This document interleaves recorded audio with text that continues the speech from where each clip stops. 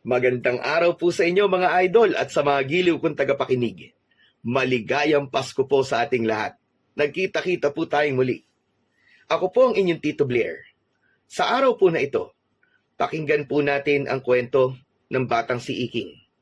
Naninirahan siya sa maliit na baryo kasama ang kanyang inang si Maricel. Mula ng isilang ito, ay hindi na ito nakaramdam ng pagmamahal ng kanyang ina at naging tampulan din ito ng tukso ng mga tulad niyang bata dahil sa trabaho ng kanyang ina. Ngunit sa kabila ng lahat, nananatiling tahimik at babait na bata si Iking. Siya ay humuhugot ng pag-asa sa isang matandang lalaki sa kanilang lugar na umaagapay sa kanya, sa katauhan ni Mang Tasyo. Hanggang isang araw, may nagpakitang mahiwagang lalaki kay Iking na may malalaking pakpak na siyang babago sa takbo ng buhay ng bata. Kasunod nito ay ang pag-usbong ng isang misyon na susubok sa katapangan ng bata dahil sa paglabas ng mga kampon ng kadiliman na maghahatid ng kilabot sa kanilang baryo. Ano ang kanyang gagawin upang labanan ng takot at pag-aalala na kanyang nararamdaman sa kanyang mga kababaryo at para sa pinakamamahal niyang ina? Magagawa niya bang magtagumpay at makakamit niya pa kaya ang matagal niya nang dinadasal na maramdaman ang pagmamahal ng kanyang ina? Ngunit bago po ang lahat mga idol, huwag po nating kalimutan mag-subscribe at i-hit ang notification bell sa aking YouTube channel na The Voice Addict para sa mas marami pang makapigil hiningang kwentong aswang at katatakutan mula sa mundo ng kababalaghan. Umpisahan na po natin ang kwento. Sandali lang. Bakit kulang ng dalawa tong pandesal na pinabili ko sa'yo? Aba, Iking, huwag mo sabihin na kinain mo. Patay, gutom ka talagang bata ka. Hindi ko po kinain, nanay. Abay, kung hindi mo kinain, kasan ang dalawang pandesal? 8 piraso na nga lang ito. Nabawasan pa ng 2. Dito si po. Tinakain ko po dun sa aso kalye na nakita ko. Kawawa naman po kasi siya. Halatang gutom na gutom po. Ano ka mo? Pinakain mo lang sa aso? Ikaw talaga. Wala na nga tayong pambili ng pagkain tapos pinapakain mo pa sa aso. Hindi ka talaga nag-iisip. Pwes, hindi ka kakain ng pandesal. Magkape ka na lang ngayong umaga. Napayuko na lamang ang 12 taong gulang na si Iking sa narinig mula sa nanay niyang si Maricel. Kahit alam niya na ganun ang mangyayari, ay hindi pa rin siya nagdalawang isip na bigyan ng tinapay ang kawawang aso na nakita niya kanina sa labas matapos niyang bumili ng pandesal. Dumulog na si Iking at Maricel sa maliit nilang lamesa na nasa loob ng kanilang maliit na kubo. Nakatira sila sa isang maliit na barangay ng Malabago sa Negros Oriental. Mula nang isinilang si Iking, ay hindi na siya nakaramdam ng pagmamahal sa kanyang ina. Ayon sa mga kwentong narinig niya, noon pa man ay trabaho na ni Maricel ang pagbebenta ng aliw, kaya wala sa plano nito ang magbuntis. Ngunit isang araw ay bigla na lang nabuntis si Maricel. Sinubukan niyang ipalaglag ang bata na nasa kanyang sinapupunan. Inakala ni Maricel na nagtagumpay ito, ngunit nagulat na lang ito nang bigla na lang sumakit ang tiyan niya. Nang dalhin naman si Maricel sa ospital, ay doon ito nalaman na manganganak na siya at hindi pala ito nagtagumpay na ipalaglag ang batang dinadala niya. At doon nga isinilang ni Maricel si Iking. Para kay Maricel, isang malaking malas si Iking sa buhay niya. Kapilang ang inalmusal ni Iking habang si Maricel ay inubos ang lahat ng pandesal. Kahit nagugutom ang bata, ay hindi na nagtangka pa si Iking na humingi ng tinapay dahil alam niya na hindi siya bibigyan ng kanyang ina. Matapos kumain, ay isang malakas na dighay ang kumawala sa lalamunan ni Maricel. Hay, salamat. Busog na ako. Hoy, ikaw, Iking. Matutulog na ako, ha? Ayokong may istorbo ang tulog ko. At gusto ko, paggising ko, maayos na ang lahat at may kakainin na ako. Maliwanag ba? Opo, nanay. Ako na po ang bahala sa lahat. Matulog na po kayo. Alam ko pong puyat po kayo sa pagtatrabaho nyo kagabi. Matalim na tinignan ni Maricel si Iking bago ito humiga sa maliit na papag na nasa isang sulok. Napabuntong hininga naman si Iking habang nakatingin sa kanyang nanay Maricel. Tinanong niya ang sarili kung kailan kaya siya makakaranas ng kahit na konting pagmamahal mula sa kanyang ina. Inunang hinugasan ni Iking sa batalan ang kanilang pinagkainan. Nang matapos ay kinuha niya ang lumang palakol at nagtungo siya sa likod ng bahay para magsibak ng kahoy. Sa bawat hampas ng palakol sa kahoy ay ramdam niya ang matinding sikat ng araw. Ngunit walang reklamo si Iking kahit nakakapagod ang ginagawa niya sa araw-araw. Nang makaipon siya ng sapat na panggatong para sa araw na yon, ay ibinaba niya ang palakol at kinuha ang timba para mag-igib ng tubig sa poso na ilang metro lamang mula sa kanilang bahay. Habang bumubomba ng tubig si Iking, may ilang batang dumaan. Tumigil ang mga yon at sinimulan siyang tuksuin. Sabay-sabay na sumigaw ng pagkanta ang mga bata. Sinabi ng mga yon na ang nanay niya ay kalapating mababa ang lipad. Pokpok daw ang nanay niyang si Maricel. Hindi kumibo si Iking. Patuloy lang siya sa pagbomba ng tubig.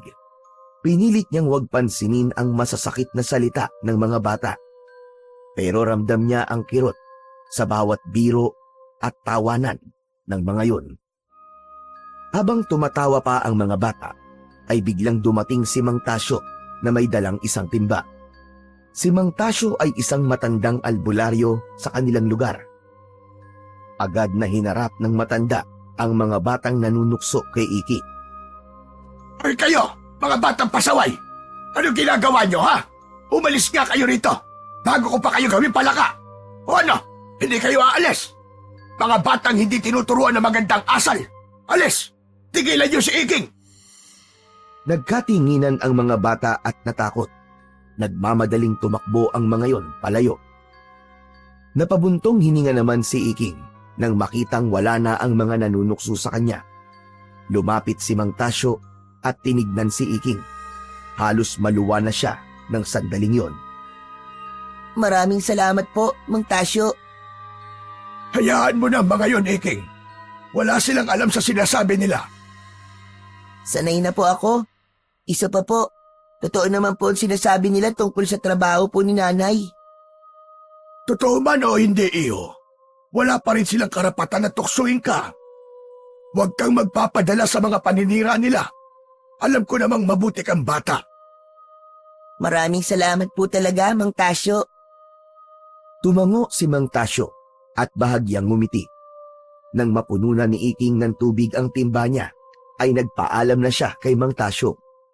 Binuhat niya ang malaking timba pabalik sa kanilang bahay at isinalin yun sa malaking drum na nasa loob ng kanilang banyo. Tumingin sa kalangitan si Iking at taimtim siyang nagdasal na sana ay dumating ang araw na mag-iba na ang pakikitungo ng nanay niya sa kanya. Nangilid ang kanyang luha pero pinilit niyang ngumiti sa kabila ng hirap na kanyang nararanasan sa araw-araw.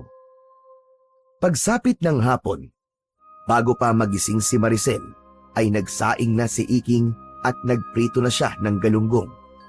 Nang magising naman ang nanay niya, ay dumiretso na agad ito sa banyo upang maligo. Habang naliligo si Maricel, ay nagmamadaling inihanda ang pagkain ng nanay niya. Nang lumabas na sa banyo ang nanay niya, ay agad itong naupo at nagsimulang kumain. Tahimik lang si Iking habang pinapanood ang nanay niya. Nang matapos na si Maricel kumain, ay tumayo na ito at nagbihis. Isinuot nito ang isang maiksing bestida na may matingkad na kulay at nagsimulang maglagay ng make-up. Hindi na napigilan pa ni Iking ang kanyang sarili na itanong kay Maricel ang isang tanong na matagal niya nang nais bitiwan. Nay, wala po ba kayong balak na maghanap ng ibang trabaho? At anong trabaho naman, ha? Wala na akong ibang alam na ibang trabaho. Dito na ako sanay. Bakit mo ba ako tinatanong ng ganyan, ha? Kasi po, palagi po akong tinutukso dahil po sa trabaho niyo eh. Kahit magpalit ako ng trabaho, ganun pa rin ang tingin ng mga tao sa akin. Hindi nila tayo mapapakain, Iking. Ang importante, nakakaraos tayo sa pang-araw-araw. Wala akong pakialam sa sinasabi nila. Kaya kung ako sa'yo, huwag mong intindi ng mga sinasabi ng ibang tao dahil hindi ka mabubusog sa mga pang-aasar nila. Inuha ni Maricel ang isang itim na shoulder bag at pinasadahan ang sarili sa salamin na nakasabit sa dingding. O siya, sige na. Aalis na ako. Ikaw na ang bahala dito. Huwag kang kung saan-saan nagpupunta, ha? Opo, Nay. Mag-iingat po kayo. Lumabas si Maricel ng bahay at sinundan ng tingin ni Iking ang papalayo niyang ina habang nagpipigil ng luha. Ang totoo, kahit nagbibingi-bingihan siya sa sinasabi ng mga tao, ay nasasaktan pa rin siya. Pero sa kabila ng lahat, mahal pa rin niya ang kanyang ina kahit gaano pa kahirap ang kanilang sitwasyon. Kinagabihan, tahimik na kumakain si Iking ng hapunan ng mag-isa. Ang 2 piraso ng pritong galunggong ang ulam niya na natira sa kinain kanina ng kanyang inang si Maricel. Sanay na si Iking sa ganoong buhay, ngunit hindi pa rin siya nawawalan ng pag-asa na meron pang pagbabagong mangyayari sa pakikitungo ng nanay niya sa kanya. Habang kumakain, ay may narinig siyang mahinang pagkatok sa kanilang pinto. Iking! Iking, iho! Ako ito! Ay, sandali lang po, Mantasyo. Agad na tumayo si Iking at binuksan ang pinto. Nakita niya si Mang Tasyo na may dalang mangkok na merong umuusok na sabaw. Naparami ang luto ko ng nilagang baboy, kaya dinalhan kita. Saktong-sakto po ang dating nyo kasi po kumakain po ko. Maraming salamat po, Mang Tasyo. Ay, walang anuman. Ay, oo nga pala. Kung libre ka bukas, baka pwede mo akong tulungan. May mga talahib kasi sa likod ng bahay na kailangang gapasin. Baka pwedeng ikaw na magtrabaho nun. Babayaran na lang kita. Ay sige po, Mang Tasyo. Pupuntahan ko po kayo bukas pagkatapos po ng mga gawain ko dito sa bahay. Mabuti kung ganon. Maraming salamat, Iking. O paano? Aalis na ako. Bukas mo na lang din ibalik yung mangkok. Mag-iingat ka rito, ha? Opo, maraming salamat po ulit, Mang Tasyo. Mag-iingat din po kayo. Nang makaalis na si Mang Tasyo, ay isinarado na ni Iking ang pinto. Dinala niya ang isang mangkok ng nilagang baboy sa lamesa. Sa lahat ng nakatira sa lugar nila, tanging si Mang Tasyo lamang ang nagpapakita ng kabutihan kay Iking. Kaya naman sa tuwing meron itong ipinapagawa sa kanya, ay hindi siya tumatanggi. Ipinagpatuloy niya ang pagkain at mas magaan na ang kanyang pakiramdam dahil hindi na lang pritong galunggong ang kanyang ulam sa gabing yon. Matapos maghapunan, ay nagsimula ng hugasan ni Iking ang mga pinagkainan sa batalan. Mula roon, ay tanaw niya ang likod ng kanilang bahay dahil malalaki ang awang ng kawayan na dingding nila roon. Ang ilaw mula sa gasera na nakapatong sa tabi ng batalan, ang tanging nagbibigay ng liwanag sa kanya. Habang sinasabon ang isang plato, ay may umagaw ng pansin niya mula sa labas ng bahay. Napatingin siya doon at nakita ang isang lalaking nakasuot ng puting damit na nakatayo sa tabi ng puno ng saging. Nanlaki ang mga mata niya dahil merong malalaking puting pakpak ang lalaki at bahagya itong nagliliwanag sa dilim. Hindi gumagalaw ang lalaki habang nakatingin kay Iking. Muntik nang mabitiwan ni Iking ang plato sa sobrang gulat. Mabilis niyang kinusot ang kanyang mga mata at inisip na baka namamalikmata lamang siya ng mga sandaling yon. Pagmulat niya ay wala na ang lalaki, pero ramdam pa rin niya ang kakaibang presensya nito. Natigilan siya sandali at nakiramdam. Namalikmata lang ba ako? Pero bakit parang totoo siya? Labis na kinilibutan si Iking, kaya agad niyang tinapos ang kanyang ginagawa. Hindi niya na nagawang banlawan ng maayos ang mga hinuhugasan dahil sa takot niyang magpakita ulit sa kanya yung lalaking may pakpak. Agad siyang humiga sa papag at nagkulong sa manipis na kumot. Habang nakahiga, hindi nawala sa isip ni Iking ang lalaking kanyang nakita. 6:00 ng umaga nang magising si Iking.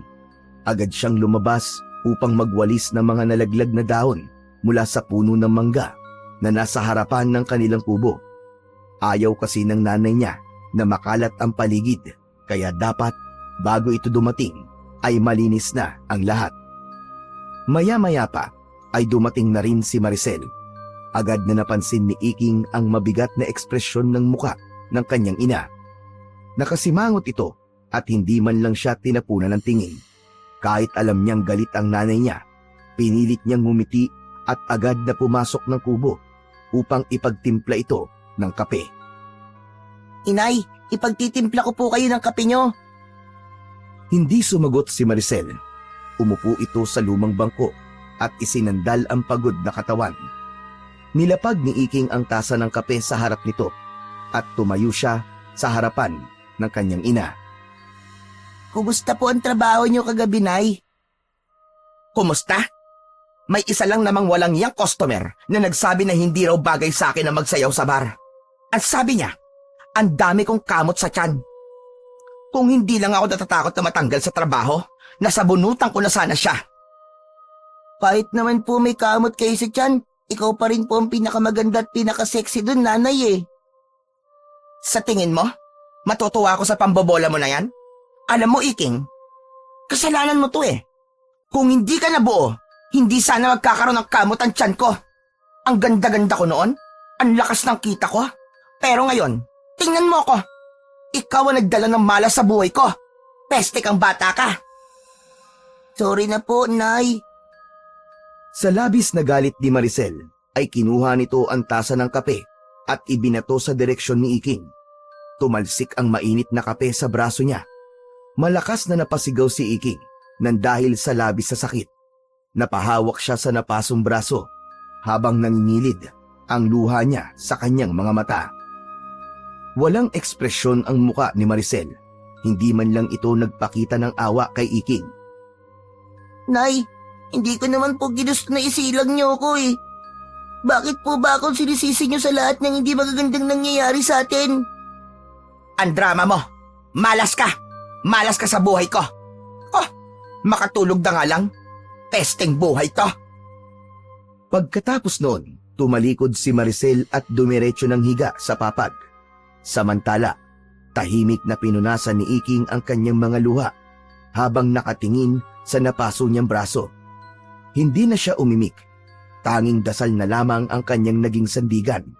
Na sana'y dumating din ang araw na matatapos din ang hirap na kanyang nararamdaman. Nang makatulog na si Maricel, ay gumupit ng tela si Iking mula sa luma niyang damit at yun ang ginamit niya na benda sa paso niya sa braso upang maitago yun. Kailangan pa niyang tapusin ang mga gawain sa bahay bago tumungo sa bahay ni Mang Tasyo. Binilisan ni Iking ang kanyang pagkilos. Nag-igib siya at siniguro niyang malinis ang bahay at bakuran nila bago siya nagpunta sa bahay ng matandang albularyo. Pagdating niya roon, ay nakita niya si Mang Tasyo sa ilalim ng puno ng mangga. Nakaupo ito habang nagkakape. Magandang umaga po, Mang Tasyo. Sisimulan ko na po ang paggapas ng talahib sa likod ng bahay niyo. Aba, ang aga mo naman, Iking. Pero mabuti na yan para maaga ka matapos. Teka, ano yung nasa braso mo? Bakit may benda ka dyan? Hindi sumagot si Iking at nag-iwas siya ng tingin kay Mang Tasyo. O Iking, bakit tayo mo magsalita? May nangyari ba? Nang hindi sumagot si Iking, ay hinila ni Mang Tasyo ang braso ni Iking at pilit inalis ang nakataling benda. Sa kabila ng pagtutol ng bata, nagawa nitong alisin ang tela at nakita nito ang paso niya roon. Bumakas ang awa sa mukha ng matanda. Si Maricel bang may gawa niyan? Ay hindi po, Mang Tasyo. Kasalanan ko po yan. Nabuhusan ko po ang sarili ko ng mainit na tubig nang magsalin po ako sa thermos namin. Ayoko nagsisinungaling ka sa akin, Iking. Alam ko na sinasaktan ka ng nanay mo. Sigurado po ako, Mang Tasyo. Ako lang po talaga may gawa niyan sa sarili ko. Aksidente po. Napabuntong hininga si Mang Tasyo at halatang hindi kumbinsido sa pagsisinungaling ni Iking. Iking, alam mo ba na labag sa batas ang pananakit sa mga batang kagaya mo? Kung sinasaktan ka ng nanay mo, abay pwede siyang makulong ng dahil doon. Mang Tasyo, wag po. Wag po. Wag niyo pong ipakukulong si nanay. Siya lang po ang meron ako. Napakaswerte talaga ni Maricel sa'yo. Kahit sinasaktan ka niya, ay mahal na mahal mo pa rin siya. Napakabuti ng puso mong bata ka. Napailing na lang si Mang Tasyo habang may awa na nakatingin kay Iking. Sige po, Mang Tasyo. Magsisimula na po ako sa paggapas. Sigurado ka bang kaya mo? Abay may paso ka sa braso mo. Pwede mo namang gawin yun sa ibang araw kapag magaling ka na. Kaya ko po. Sa kaliwang braso naman po ang paso ko eh. Kanan po ang ginagamit ko sa paggapas. Ay kung ganon, sige. Hintayin mo ako rito at kukunin ko lang ang karit. Napabuntong hininga si Mang Tasyo. Tumayo ito at nagtungo sa gilid ng bahay.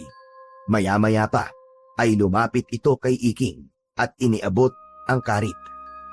Oh, gamitin mo to. Mas madali mo magagapas ang talahib gamit yan. Basta mag-iingat ka lang ha. Masyadong matalim yan. Opo, mag-iingat po ako, Mang Tasyo. Tinanggap ni Iking ang karit at bahagyang yumuko bilang pasasalamat. Tumango si Mang Tasyo at muling naupo sa ilalim ng puno ng mangga. Ipinagpatuloy nito ang pag-inom niya ng kape. Nagtungo na si Iking sa likod ng bahay ni Mang Tasyo. Agad niyang nakita ang nagtataasa na talahib na tila sumasayaw sa ihip ng hangin. Agad niyang sinimulan ang paggapas. Mabilis at maingat ang bawat galaw niya. Inisip niya na kailangan niyang matapos agad yon upang makauwi siya sa kanilang bahay kagad bago pa magising ang kanyang nanay. Ilang minuto lang ang lumipas ay halos nakalahati na kagad ni Iking ang dapat niyang gapasin. Hindi niya na ininda ang matinding sikat ng araw na tumatama sa kanyang balat. Nagpatuloy si Iking sa kanyang ginagawa. Maya-maya pa ay bigla siyang may naramdaman na matinding kirot sa kanyang kaliwang binti. Huminto muna siya at tiningnan kung ano yun. Nang hilakbot siya, nang nakita niya ang isang itim na ahas sa paanan niya, mabilis siyang gumapang palayo. Napaupo si Iking at tiningnan ang tuklaw ng ahas sa kanyang binti. Nanlamig siya, lalo na't hindi siya sigurado kung makamandag ba o hindi ang ahas na tumuklaw sa kanya. Dahil doon ay napasigaw na si Iking upang humingi ng tulong. Mang Tasyo! Mang Tasyo, tulungan niyo po ako! Napahawak si Iking sa kanyang binti habang iniinda ang sakit. Mabilis niyang naramdaman ang pamamanhid sa paligid ng sugat. Agad na dumating si Mang Tasyo na may pag-aalala sa muka. Iking! Iking, ano nangyari? Mang Tasyo, kinagat po ako ng ahas. Dito po sa binti ko. Tinulungan ni Mang Tasyo si Iking na lumabas ng talahiban. Inakay siya nito hanggang sa makarating sa gilid ng kubo. Doon ay pinaupo nito si Iking sa isang mahabang upuan na gawa sa kawayan. Diyan ka muna, Iking. Kukunin ko lang ang gamot sa loob ng bahay. Sandali lang. Tumango si Iking at humugot ng malalim na paghinga. Nagmamadaling pumasok sa bahay nito si Mang Tasyo. Habang hinihintay niya si Mang Tasyo, napansin niyang tila may liwanag na nagmumula sa loob ng talahiban.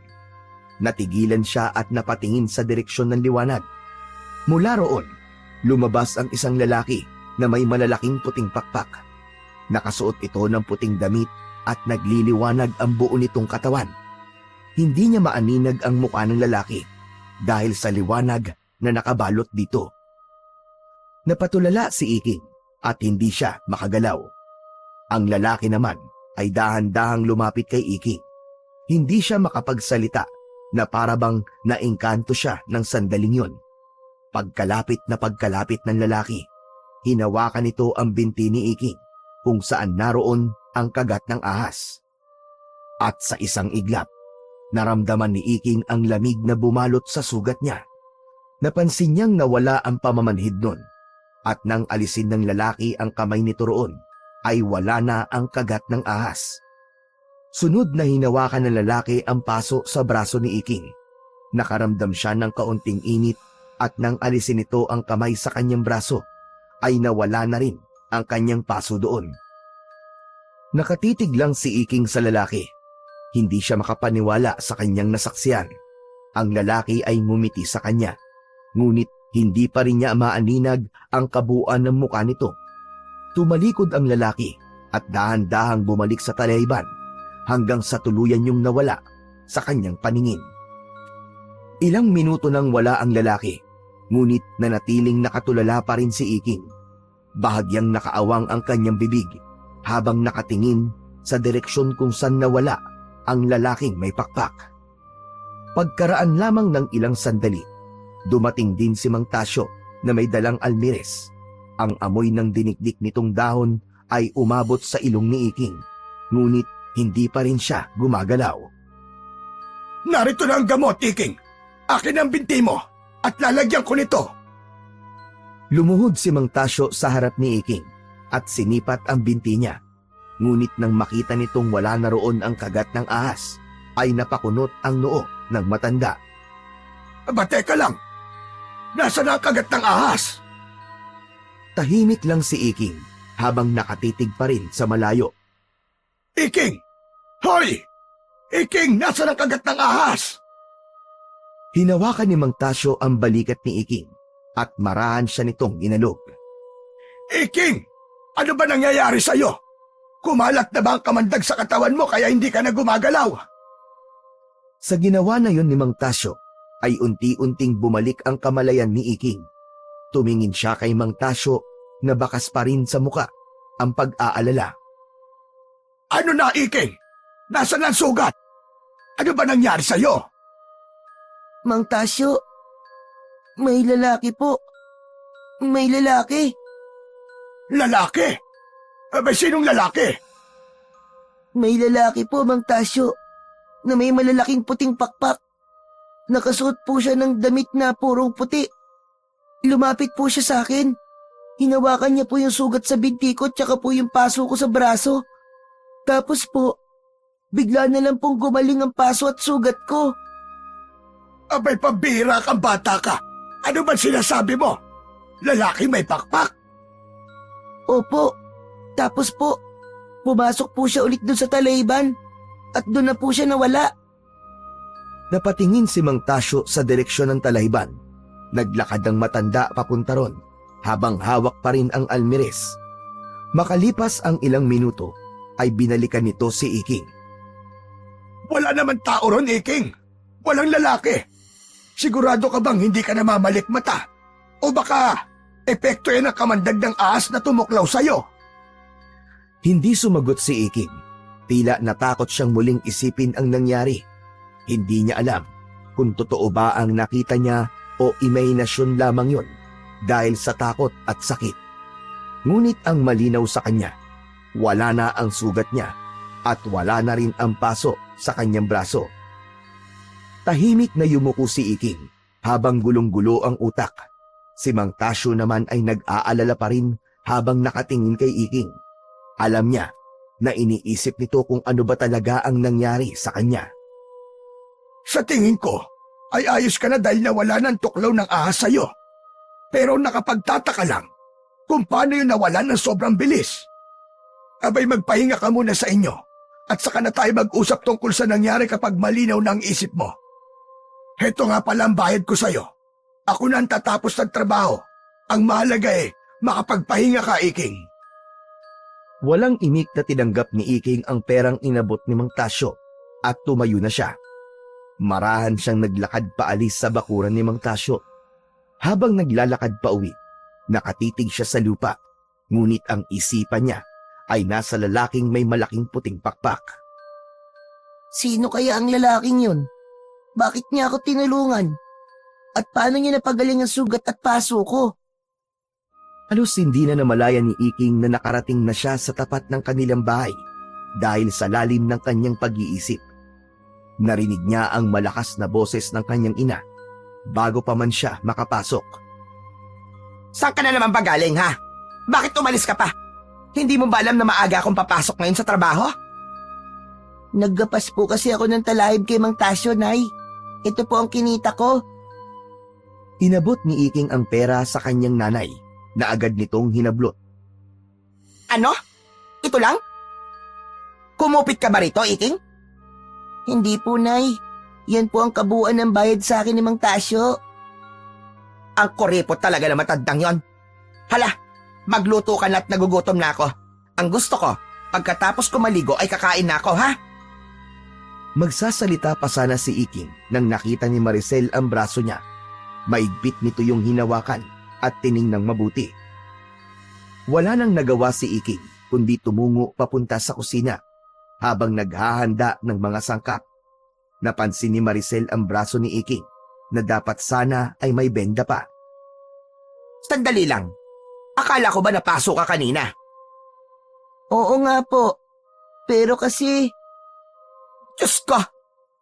Arte mo lang pala. Yung pag-iyak-iyak mo kanina. Nako! Sige na nga. Kumilos ka na. Bilisan mo. Inuwa na ni Maricel ang tuwalya at nagtungo na sa likod ng bahay kung saan naroon ang banyo. Sandaling nawala sa isip ni Iking ang nangyari kanina dahil naging abala na siya sa pagsasaing at pagluluto ng uulamin ng kanyang nanay. Kinabukasan ng umaga, maagang gumising si Iking upang bumili ng tinapay sa panaderya. Wala pa ang nanay niya, pero alam niya na anumang oras ay uuwi na yun, kaya dapat ay meron na siyang maihahandang almusal bago pa yun dumating. Habang nakapila, ay narinig ni Iking ang pag-uusap ng dalawang nanay na nasa kanyang likuran. Hindi naman niya ugali na makinig sa usapan ng matatanda, pero sadyang malakas talaga ang boses ng dalawa. Ayon sa isang nanay, ay may nakita raw na aswang sa dulong bahagi ng kanilang barangay. Muntik na raw mabiktima ang isang buntis. Mabuti na lang daw at nakasigaw ang buntis at nagising ang asawa nito na natutulog, kaya naitaboy kagad ang aswang. Sabi naman ng isa pang nanay ay nakakatakot yun dahil mukhang meron na ngang aswang sa lugar nila na dati ay sa kabilang barangay lang umaatake. May takot na lumukob sa dibdib ni Iking. Matapos niyang mabayaran at makuha ang biniling tinapay, ay nagmamadali na siyang umuwi sa kanilang bahay. Naabutan niya roon si Maricel na nagbubura ng make-up sa harap ng salamin. Mabuti naman at dumating ka na. Sige na, maghain ka na at ipagtimpla mo na ako ng kape para makakain na ako. Mabilis na sinunod ni Iking si Maricel. Maya-maya ay kumakain na sila ng almusal. Hindi pa rin nawala sa isip niya ang narinig niyang usapan ng dalawang nanay sa panaderya. Nay, may narinig po akong usapan kanina sa panaderya. May nakita raw po na aswang kagabi dito po sa barangay natin. Muntik na raw po mabiktima yung buntis dun sa dulo. Ay nako, nagpapaniwala ka sa mga ganyang-ganyang kwento. Hindi totoo ang mga aswang-aswang na yan. Pero Nay, parang totoo po kasi. Aswang? Sa panahon ngayon, kung ano-ano na lang ang pinaniniwalaan mo. Tumigil ka na nga sa katangahan mo dahil nakakairita ka na. Pero Nay, tama na Iking. Tatakutin mo lang ang sarili mo kung magpapaniwala ka sa mga ganyang kwento. Tumigil ka na, Iking, ha? Baka gusto mong hagisan ulit kita ng kumukulong kape. Hindi na muling nagsalita pa si Iking. Tumungo siya at ipinagpatuloy ang pagkain. Bagamat sinabi ng nanay niya na hindi totoo ang aswang, ay nanatili pa rin ang kaba at takot sa kanyang dibdib. Habang natutulog ang nanay ni Iking, ay sinimulan na kagad niya ang mga dapat niyang gawin. Nakita niya na wala na silang panggatong, kaya dinala niya ang mga tuyong kahoy sa harapan ng bahay nila upang sibakin. Abala siya sa ginagawa niya nang makita niyang dumaan si Mang Tasyo Nang makita siya ng matanda, ay nilapitan siya nito, kaya huminto muna siya sa pagsisibak. Napakasipag mo talaga, bata ka. O ano, Iking? Kumusta ka na? Maayos naman po ako, pero hanggang ngayon po, iniisip ko pa rin po yung nangyari. Hindi ko po alam kung totoo ba talaga yung lalaking may pakpak na nakita ko. Kaya lang po, kung hindi po siya totoo, paano naman gumaling bigla ang kagat ng ahas at saka yung paso ko? Alam mo, Iking, kahit ako'y nahihiwagaan rin, hindi ko rin kayang ipaliwanag ang nangyari. Isipin na lang natin na sadyang maraming bagay sa mundo na mahirap unawain at ipaliwanag. Pero may isa pa akong sasabihin sa'yo. Narinig mo na ba yung nangyari kagabi? Yung tungkol po ba sa aswang na umatake sa buntis dun po sa dulo? Oo, tama ka. Yun nga. Opo, Mang Tasyo. Narinig ko po ang usapan na yan dun po sa panaderya kanina. Mang Tasyo, totoo po ba mga aswang? Totoo, mga aswang, Iking. Nung kabataan ko, maraming beses na ako nakakita ng aswang. At sa kabilang barangay, ilang beses nang umatake ang mga yun doon. Kaya mag-iingat ka, Iking. Huwag kang gagala ng 10 oras ng gabi at siguraduhin mong palagi nakasarado ang bahay nyo, lalo na sa gabi. Hindi katang-isip lang ang mga aswang. Nagsimula na naman silang umatake kagabi at sigurado ko na masusundan pa yon. Habang patuloy na nag-uusap sina Iking at Mang Tasyo, ay bigla nilang narinig ang malakas na sigaw ni Maricel mula sa bintana ng kanilang bahay. Mang Tasyo! Ano yung naririnig ko na sinasabi mo kay Iking, ha? Tigilan mo nga yan? Kaya kung ano-anong pinaniniwalaan ng batang yan dahil sa'yo eh. Napatingin sina Iking at Mang Tasyo kay Maricel. Sumimangot naman si Mang Tasyo, ngunit nanatiling kalmado. Maricel, para sabihin ko sa'yo, hindi kalokohan ang sinasabi ko sa anak mo. Kailangan na mag-ingat tayong lahat.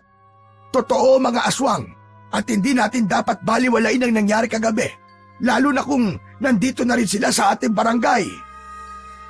Ewan ko sa'yo, Mang Tasyo. Puro ka kwento ng kung ano-anong kababalagan na wala namang katotohanan. Tingin mo ba'y makakatulong yan sa amin? Pati ang anak ko dinadamay mo sa takot mo. Hindi takot ang tinuturo ko, Maricel. Pag-iingat. Ayaw mo bang magkaroon ng kamalayan si Iking sa nangyayari sa paligid niya? Kung hindi ka maniniwala, ay magiging kampante ka at hindi ka na magkakaroon ng pag-iingat. Tama na, Mang Tasyo. Sarilinin mo na lang ang paniniwala mo sa mga aswang. Total mukha ka namang aswang eh. Nay, tama na po. Nagkwekwentuhan lang naman po kami ni Mang Tasyo eh. Tumahimik ka. Huwag kang maniniwala sa mga kasinungalingan lumalabas sa bibig ng Mang Tasyo na yan, ha? Hindi kasinungalingan ang katotohanan, Maricel. Nagsasabi lang ako ng totoo para makapaghanda kayo. Kung ayaw mo maniwala, bahala ka. Pero tandaan mo itong sasabihin ko sa'yo. Huwag sanang ikaw ang susunod na maging biktima bago ka maniwala. Tumikhim si Mang Tasyo at bumaling kay Iking. Iking, mag-iingat ka palagi ah. Kung may kakaiba kang mapansin, huwag kang mag-atubiling sabihin sa akin. Tumango si Iking habang bakas sa mukha niya ang pagkalito at kaba. Tumalikod na si Mang Tasyo, ngunit bago ito tuluyang makaalis, ay muling sumigaw si Maricel. Huwag ka nang babalik dito, Mang Tasyo! Huwag mo nang dagdagan ang problema namin! At ikaw namang bata ka. Huwag kang maniniwala sa mga sinasabi ng matandang yun, ha? Walang aswang! Naiintindihan mo? Hindi sumagot si Iking, ngunit bakas sa kanyang muka ang pag-aalinlangan, habang si Maricel naman ay umalis na sa tabi ng bintana. Nanatili si Iking sa harap ng bahay habang tahimik na nag-iisip. Sa kabila ng sinabi ng kanyang ina, hindi niya maiwasang matakot sa mga sinabi ni Mang Tasyo tungkol sa aswang. Isang hapon, tahimik na pumasok si Iking sa kanilang bahay matapos maglinis sa labas. Napansin niyang hindi pagising ang kanyang ina. Alam niya na dapat sa oras na yon ay nag-aasikaso na ito para pumasok sa trabaho. Lumapit siya sa kanyang ina at marahang tinapik ang balikat nito. Nay? Nay, gising na po. Hapon na. Papasok pa po kayo sa trabaho. Nagmulat ng mata si Maricel, ngunit agad ding pumikit muli. Halatang wala itong balak bumangon. Ano ba, Iking? Hindi ako papasok ngayon. Masakit ang ulo ko. Ay, pasensya na po. Hindi ko po alam. Baka po kailangan niyo magpatingin kay Mang Tasyo. Magaling naman po siya. Baka may maibigay po siya sa ating gamot o halamang gamot para po sa inyo. Umupo si Maricel sa papag at tiningnan ng masama si Iking. Sinabi ko na sa'yo, Iking. Ayoko kay Mang Tasyo. Wala akong tiwala sa kanya. Pero Nay, magaling po talaga si Mang Tasyo. Marami na po siya natulungan dito sa atin. Wala naman po mawawala kung susubukan nyo lang eh. Ako ba talaga ginagalit mo, Iking? Sumasakit na nga ang ulo ko. Pinipilit mo pa ako sa bagay na ayaw ko. O sige po, Nay. Kung ayaw niyo po kay Mang Tasyo, bibili na lang po ako ng gamot sa tindahan. Wag na, Iking. Ayokong gumastos para dyan. Pahinga lang ang kailangan ko. Huwag mo na akong istorbohin. Sige po, Nay. Magpahinga na lang po kayo. Kung kailangan niyo po ng kahit na ano, tawagin niyo lang po ako, Nay. Tumalikod si Iking at lumabas ng bahay. Ngunit hindi niya maiwasang mag-alala para sa kanyang nanay. Inisip niya kung tama ba ang desisyon niya na hayaan na lang ang kanyang ina o subukang kumbinsihin ulit ito. Sa labas ng bahay ay hindi pa rin maalis ang pag-aalala ng Iking para sa kanyang ina. Kilala niya ito kapag may sakit. Hindi ito nagsasabi kung malala na ang lagay nito. Kahit sinasabi nito na kaya nito, ay alam niya na hindi talaga nito kaya. Kaya nagdesisyon siya na humingi na ng tulong kay Mang Tasyo dahil ang matanda lamang ang maaasahan niya pagdating sa ganung bagay. Nagsimula na si Iking sa paglalakad patungo sa kubo ni Mang Tasyo habang bitbit ang kaba at pag-aalala para sa kanyang ina. Nang makarating siya roon, ay nakita niyang abala si Mang Tasyo sa pagluluto sa gilid ng bahay nito. Mabilis niyang nilapitan ang matandang albularyo. Mang Tasyo, magandang hapon po sa inyo. O Iking, anong ginagawa mo rito? May problema ba? Opo, Mang Tasyo. Masakit po kasi ang ulo ni nanay, pero ayaw niya po magpatingin sa inyo o uminom ng gamot. Kaya naisip ko po magtanong sa inyo kung ano pong pwede kong gawin para gumaling siya.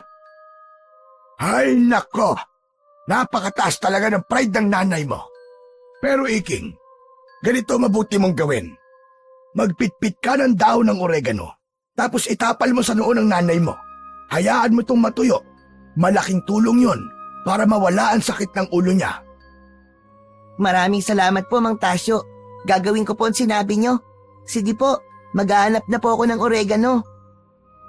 Tatalikod na sana si Iking para umalis nang bigla siyang pigilan ni Mang Tasyo sa pamamagitan ng paghawak nito sa kanyang balikat.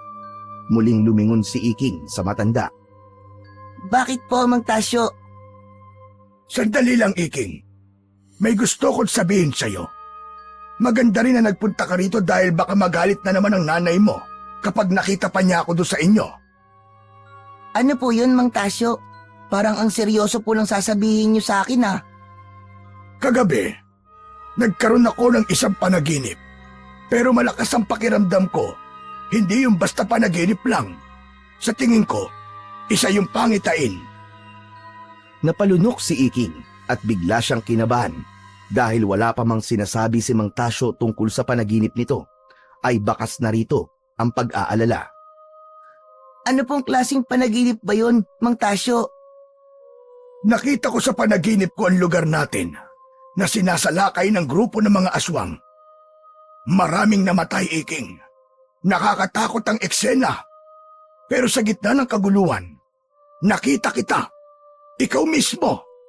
May hawak kang isang espada na nagliliwanag. At sa iyong likuran ay merong isang lalaki na merong malalaking puting pakpak. Nanlamig si Iking sa narinig at unti-unting tumaas ang balahibo sa kanyang mga braso. Hindi ko alaman lahat ng detalye, Iking. Pero sa tingin ko, isa yung babala. Mukhang malapit na ang pagsalakay ng mga aswang sa lugar natin. At ikaw ang magiging tagapagtanggol ng ating barangay laban sa kanila.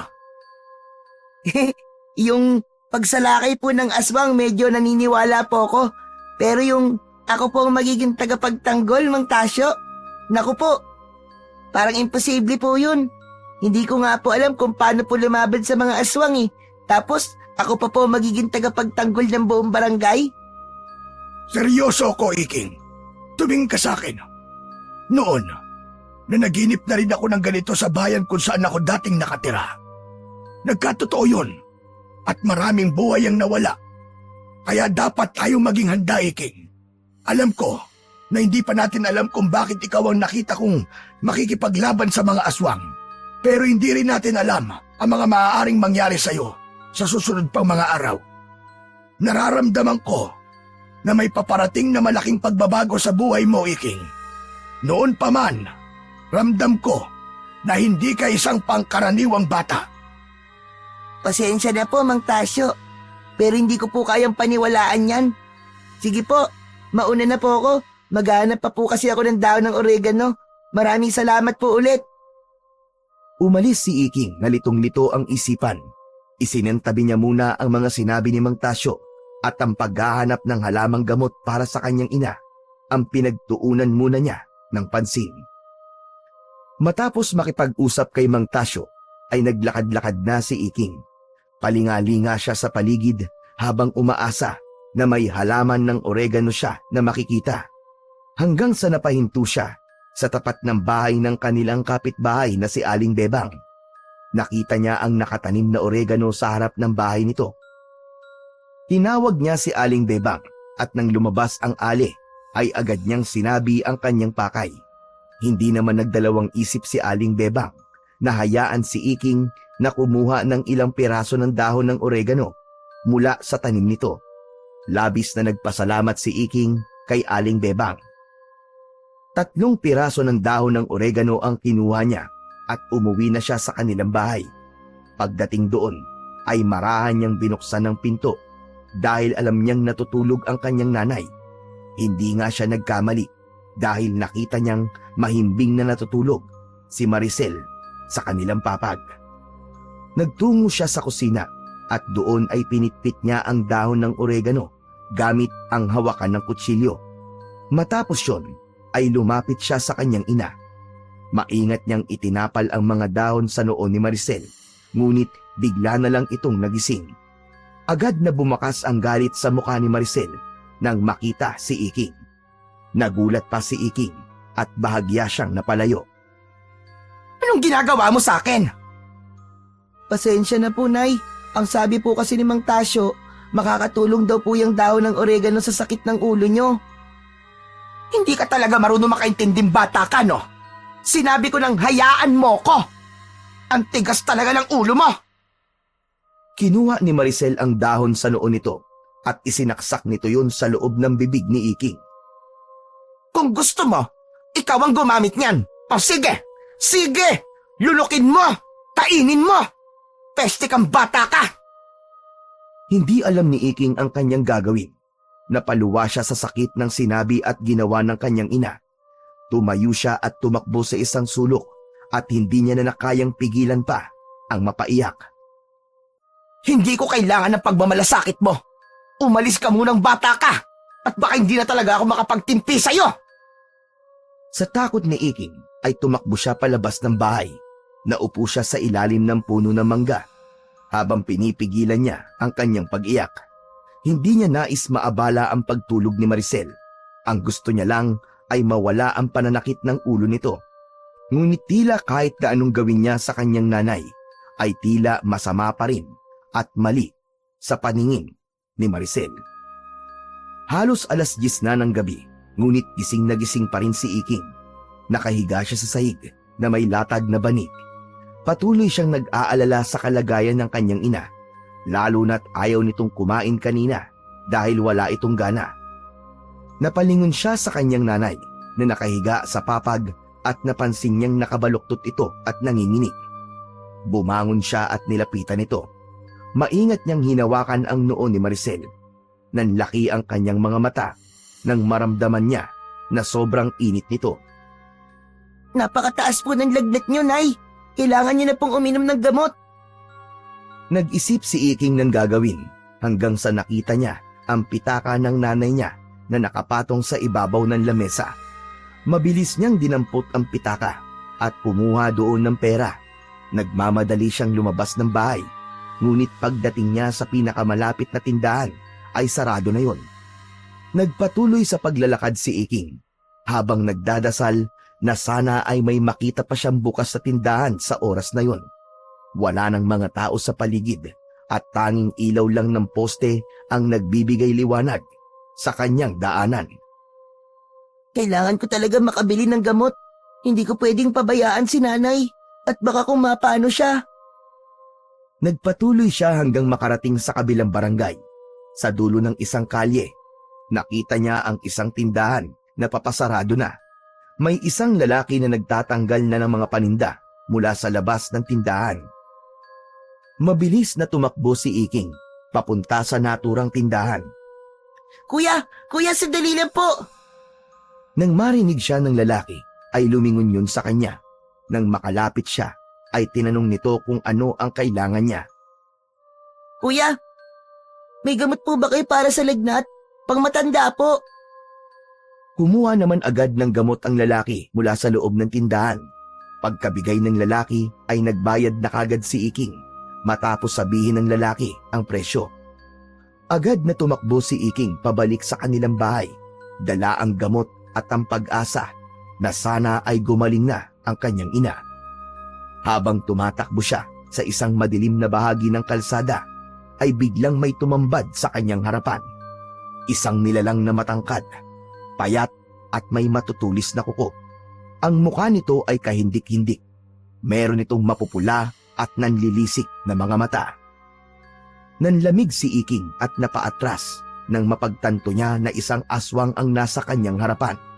Hindi siya makapagsalita sa sobrang takot. Humakbang ang aswang palapit kay Iking.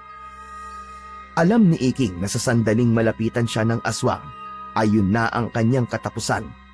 Kaya hindi na siya nagdalawang isip na tumakbo palayo sa aswang. Ngunit bago pa siya makalayo, ay may isa pang aswang na lumitaw sa kanyang harapan. Nanginig si Iking dahil sa sobrang takot. Nang sandaling yon, ay napapagitnaan na siya ng dalawang aswang na mukhang gutom na gutom. Hanggang sa dalawang aswang pa ang lumabas mula sa dilim. Napalibutan na siya ng 4 na aswang. Pakiramdam niya ay yun na ang kanyang katapusan. Parang awa niyo na po. Huwag niyo po akong papatayin. Kailangan ko po makauwi. Dala po ang gamot ng nanay ko. Parang awa niyo na po. Ngunit imbis na makinig sa kanya, nagsimula ng umusad ang mga aswang palapit kay Iking. Ang mga kukot-ngipin na mga ito ay kumikislap sa liwanag ng buwan. Ilang dipa na lang ang layo ng mga aswang kay Iking nang isang nakakasilaw na liwanag ang lumitaw sa harapan ni Iking. Nasilaw at napaatras sa mga aswang dahil sa liwanag na yon. Mula sa liwanag na yon ay nabuo ang isang lalaking may malalaking puting pakpak. Napaatras sa mga aswang nang makita ang mahiwagang lalaki. Humarap ang lalaki kay Iking at sa unang pagkakataon ay nakita niya ang mukha ng lalaking may pakpak. Ang balat nito ay maputi at ang mga mata nito ay kulay asul. Ang buhok nito ay may malalaking kulot na umaabot sa batok nito. Napamaang si Iking sa lalaki at sandali niyang nakalimutan ang takot sa mga aswang. Habang nakatitig si Iking sa lalaki, ay bigla nitong hinawakan ang kanyang kamay. Nagulat siya, ngunit sa sandaling yon ay naramdaman niya ang kakaibang init na dumaloy sa kanyang katawan. Naglaho ang lalaki at naramdaman niya ang pagpasok nito sa kanyang katawan. Mula sa kamay ni Iking ay lumitaw ang isang espada. Nagliliwanag yon at ramdam niya ang kakaibang lakas na dumadaloy mula roon patungo sa kanya. Hindi niya alam kung bakit, ngunit biglang gumalaw ang kanyang katawan na parang may gumagabay sa kanya kung ano ang dapat niyang gawin. Nagsimula muling lumapit ang 4 na aswang kay Iking. Ang isa sa mga ito ang unang sumugod sa kanya. Mabilis na hinawakan ni Iking ng 2 niyang kamay ang espada at sinalubong ang aswang. Tumama ang talim ng espada sa katawan ng aswang. Halos maahati yun sa 2. Doon na magkakasabay na umatake kay Iking ang tatlong aswang. Pusang gumalaw ang katawan niya at nagawa niyang iwasan ang bawat pag-atake ng mga yun. Umikot siya at sinaksak sa tiyan ang isang aswang na agad na nagpabagsak dito. Ang natitirang dalawang aswang ay nagpatuloy naman sa pag-atake ng mas mabilis at mas mabangis. Isa sa mga yun ang tumalon mula sa gilid niya, ngunit bago pa ito makalapit ay nauna nang sumalag si Iking gamit ang espada. Isang mabilis na galaw ang ginawa niya at ang ulo ng aswang ay tumilapon sa ere nang tumama ang espada sa leeg nito. Ang huling aswang ay umatras. Bakas sa mukha nito ang labis na takot. Tumakbo yun ng mabilis palayo sa kanya hanggang sa tuluyan na yung naglaho sa dilim. Nagtatakang tiningnan ni Iking ang kanyang hawak na espada. Maya-maya pa ay isang liwanag ang lumabas mula sa katawan niya. Unti-unting naglaho ang liwanag, kasama na rin ang espada na nasa kanyang mga kamay. Tumingin siya sa paligid at nakita niya ang bangkay ng mga aswang na nakahandusay sa lupa. Ang kamay niya ay nanginginig habang hawak pa rin ang supot ng gamot. Sa pagkakataon na yon, ay biglang naalala niya ang kanyang nanay. Teka, kailangan ko na makauwi. Ang nanay ko! Nagmamadaling tumakbo si Iking, dala ang gamot para kay Maricel. Nanginginig pa rin siya sa takot at pagkagulat, ngunit buo ang kanyang desisyon na makarating kagad sa bahay upang makainom na ng gamot ang kanyang ina. Pagkarating ni Iking sa bahay, ay mabilis niyang isinara ang pinto ng malakas na naging dahilan para magising si Maricel. Ano ba, Iking? Wala ka talagang konsiderasyong bata ka. Hindi mo ba nakikitang natutulog ako? Nanginginig si Iking, pawis na pawis at tumihingal. Sinikap niyang huminga ng malalim para kumalma, ngunit hindi niya mapigilan ang mabilis na tibok ng kanyang puso. Galing ha? Bakit ganyan ang itsura mo? Para kang hinabol ng 10 demonyo. Sasabihin sana ni Iking ang nangyari, ngunit naalala niya ang sinabi ng kanyang ina na hindi ito naniniwala sa mga aswang. Ayaw niyang madagdagan ang inis nito, kaya nagsinungaling na lang siya. Bumili lang po ako ng gamot, Nay. Mataas po kasi ang lagnat nyo. Tapos, dun po sa daan, hinabol po ako ng mga aso kaya tumakbo po ako. Hindi ba ang sabi ko sa'yo ay hindi ko kailangan ng gamot? At saan ka kumuha ng pera, ha? Sa pera ko? Nay, mataas po ang lagnat nyo eh. Hindi po kayo gagaling kung hindi po kayo makakainom ng gamot. Sandali po at ikukuha ko po kayo ng tubig. Inabot niya ang biniling gamot kay Maricel at agad na kumuha ng isang baso ng tubig mula sa kusina. Iniabot niya yon sa kanyang ina, ngunit halatang nanginginig pa rin ang kanyang mga kamay. Nakahinga na siya ng maluwag nang inumin yon ni Maricel. Ikaw ha, sa susunod, huwag mo nang isarado ang pinto na parang gusto mong gisingin ang lahat ng kapitbahay. Pasensya na po talaga, Nay. Yung aso po kasi, hinabol ako hanggang dito po sa bahay natin. Ah, sige na, sige na. Storbo ka. Matulog ka na. Tahimik lang si Iking at tumango. Kinuha na niya ang baso kay Maricel nang matapos itong uminom ng gamot. Ibinalik niya yun sa kusina, saka siya humiga sa banig. Pilit na pinakalma ni Iking ang sarili, ngunit hindi niya magawang ipikit ang kanyang mga mata. Ang imahe ng 4 na aswang na umatake sa kanya, ang lalaking may pakpak at ang espada na nagmula sa kanyang mga kamay ay paulit-ulit na bumabalik sa kanyang isipan. Napahawak siya sa kanyang noo habang pilit na iniisip kung totoo ba ang nangyari o bunga lamang ng kanyang imahinasyon.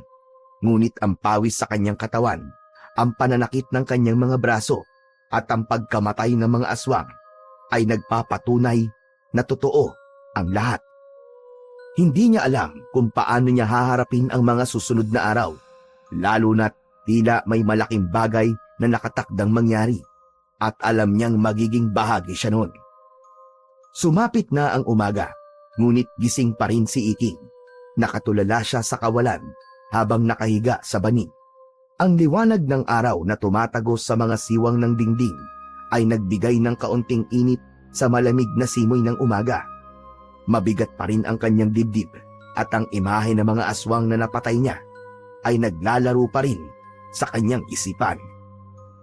Napansin niyang bumangon si Maricel mula sa higaan nito. Dahil doon ay tumayo na rin si Iking at mabilis na lumapit sa ina. Nay, kumusta na po ang pakiramdam niyo? Mabuti-buti na. Medyo nawala lang sakit ng ulo ko. Bumaba na rin ang lagnat ko. Umasa si Iking na makakarinig siya ng salitang salamat mula sa kanyang ina. Ngunit walang anumang pasasalamat na lumabas sa mga bibig nito. Bumili ka na nga ng pandesal. Eto ang pera. Bilisan mo at nagugutom na ako. Huwag ka lang kung saan-saan pumunta, ha? Opo, nanay. Mabilis lang po ako. Iniabot ni Maricel ang 1 buong 50 kay Iking. Kinuha niya yun at pilit na itinago ang lungkot dahil hindi man lang nagpasalamat si Maricel sa kanya. Kung hindi kasi dahil sa kanya, ay hindi ito makakainom ng gamot nung nakaraang gabi habang inaapoy ito ng lagnat. Paano ko ba nagawa yun? Bakit parang kusang gumalaw ang katawan ko? At sino ba talaga ang lalaking yun? Pinilit niyang sagutin ang sarili niyang tanong, ngunit wala siyang makuhang malinaw na sagot. Pakiramdam niya tuloy ay naghahanap siya ng 1 piraso ng karayom sa isang tambak ng mga dayami. Pagdating ni Iking sa panaderya ay marami ng tao ang naroon upang bumili. Pumila na agad siya at naamoy niya ang bango ng bagong lutong pandesal. Habang nakapila si Iking ay hindi sinasadya na narinig niya ang pag-uusap ng 2 babae sa tabi sa unahan niya. Ayon sa isang babae ay may natagpuan na 3 patay na aswang kaninang madaling araw ang mga tanod. Sinabi ng isa na narinig nga nito ang kwentong yun at mukhang meron na raw silang tagapagligtas laban sa mga aswang. Habang pinakikinggan ng usapan ng 2 nanay, nakaramdam ng kakaibang saya si Iking. Naramdaman niya sa boses ng 2 babae ang pag-asa at ang tiwalang may nagtatanggol na sa kanila. Sa kabila ng mga tanong sa kanyang isip, naramdaman niya ang kakaibang init sa kanyang dibdib. Isang damdaming hindi niya kailanman naramdaman noon. Ang pakiramdam na sa kabila ng takot at pagdududa ay may naitulong siyang mabuti sa iba. Natapos na sa pila si Iking at iniabot na niya ang pera sa tindera. Habang hinihintay ang sukli, ay muling sumagi sa isipan niya ang lalaking may pakpak. Hanggang sa sandaling yun kasi, ay wala pa rin siyang ideya kung sino o ano ba talaga ang naturang lalaki. Pagkakuha ni Iking ng sukli at pandesal, ay nagsimula na siyang maglakad pauwi. Ngunit sa bawat takbang niya, ay unti-unti niyang nararamdaman ang bigat ng bagong responsibilidad na tila dahan-dahang ipinapasan sa kanya ng tadhana. Kinagabihan, mag-isa na naman si Iking sa kanilang kubo habang ang nanay niya ay nasa bayan at nagtatrabaho. Ang mahimbing na tulog ni Iking ay naputol nang makarinig siya ng sigawan ng mga tao sa labas. Nagulat siya at mabilis na bumangon. Agad siyang sumilip sa kanilang bintana. Nakita ni Iking ang mga tao na nagkukumpulan sa gitna ng kalsada. Bakas sa mukha ng mga yon ang labis na takot at pag-aalangan kung saan pupunta. Napuno ng kuryosidad si Iking, kaya lumabas siya ng kanilang bahay. Halos lahat ng tao sa lugar nila ay nasa labas. May mga babae at mga batang nag-iiyakan. Habang papalapit si Iking sa kumpulan, napansin niyang may kakaibang presensya sa paligid. Mabigat at nakakatakot. Napansin niya rin ang mga anino mula sa kadiliman. Sa unang tingin, akala niya ay mga tao lang na nakatago. Ngunit nang mas lumapit siya, ay nakita niya ang mga nilalang na may mahahabang pangil, matatalim na kuko at mapupulang mga mata na animoy nagbabaga sa dilim. Yun ay walang iba kundi mga aswang. Halos mapasigaw si Iking sa takot, ngunit pinilit niyang manahimik at makihalubilo sa mga tao. Mula sa grupo ng mga aswang ay lumitaw ang isang mas malaki at mas nakakatakot na nilalang.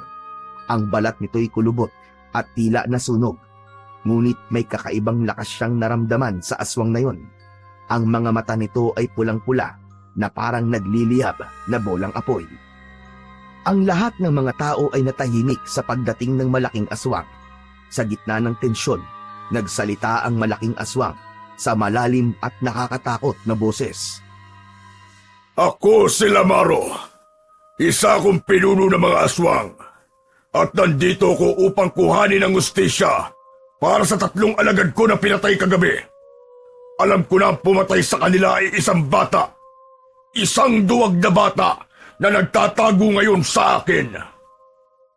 Nagtinginan ang mga tao sa isa't isa. Halatang walang ideya kung sino ang tinutukoy na bata ni Lamaro. Ngunit si Iking, sa kanyang kalooban, ay alam niya na siya ang sinasabi nito. Pinilit niyang magtago sa likod ng mga tao habang kinakabahan at hindi alam kung ano ang kanyang gagawin. Ibigay niyo sa akin ang batang yun. Dahil kung hindi ko palalampasin ang lugar na ito.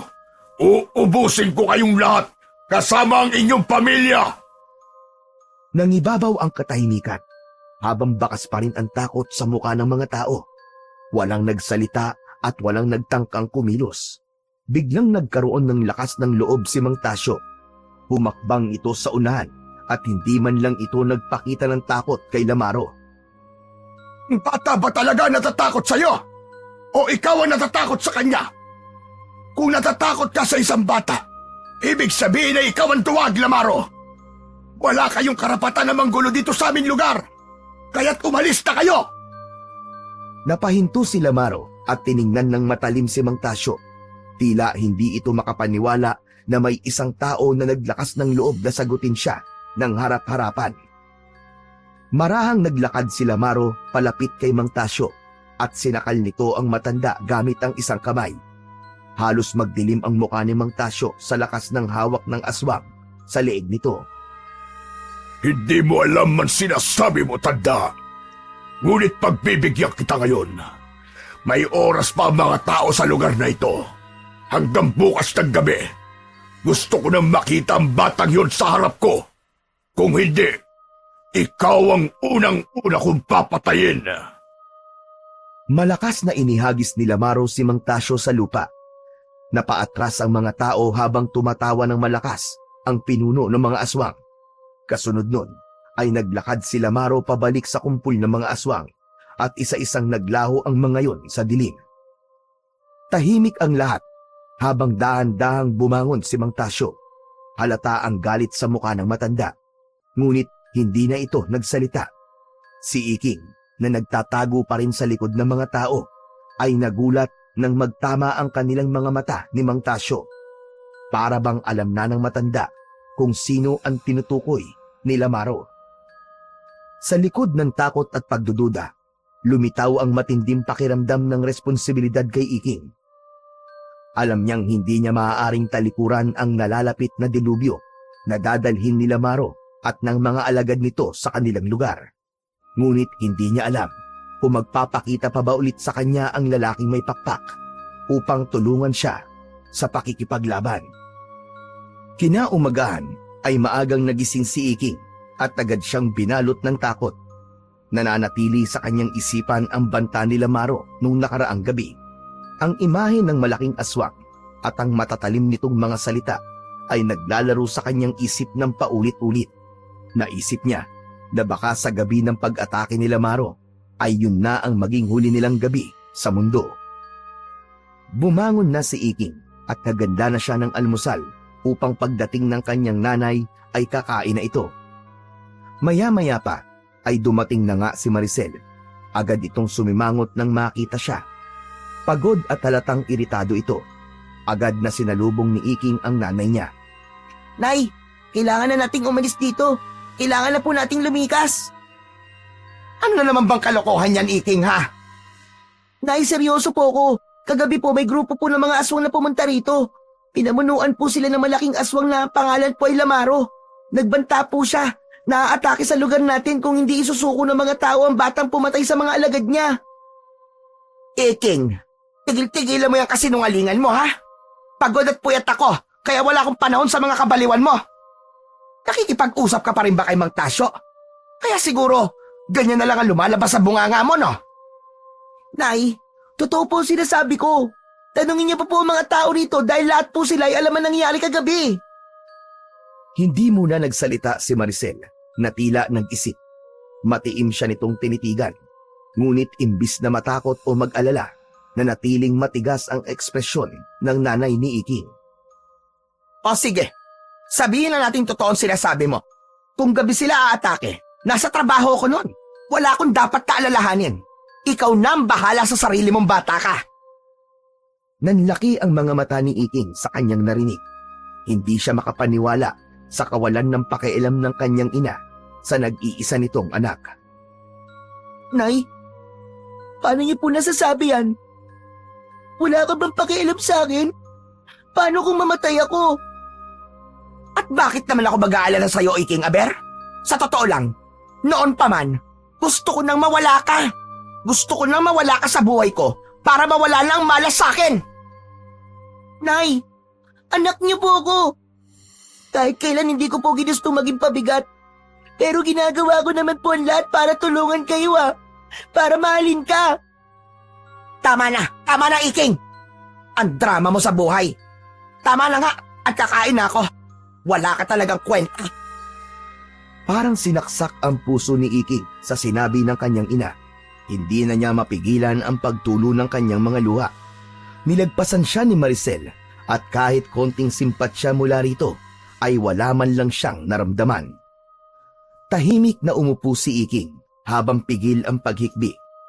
Inasahan niya na magiging kakampi niya si Maricel sa ganong sitwasyon pero napagtanto niya na kahit mamatay siya ay wala pa rin itong pakialam sa kanya. Ngunit naisip ni Iking na hindi man siya mahal ng kanyang ina, hindi ibig sabihin nun na wala na siyang halaga. Sa kabila ng lahat, alam niyang may dahilan kung bakit siya isinilang sa mundo at yun ang magpapatunay sa nanay niya na mali ito sa pag-aakala na wala siyang halaga. Matapos mag-almusal ay agad na natulog si Maricel habang si Iking naman ay sinimulan na ang mga dapat niyang gawin para sa araw na yon. Inuna niyang walisin ang sahig at magligpit ng kalat sa kanilang bahay. Matapos yun, nagtungo siya sa banyo at napansin niyang halos ubos na ang tubig sa drum nila. Kinuha niya ang timba at dumiretso sa poso. Patuloy pa rin niyang iniisip ang banta nila Maro sa kanilang lugar.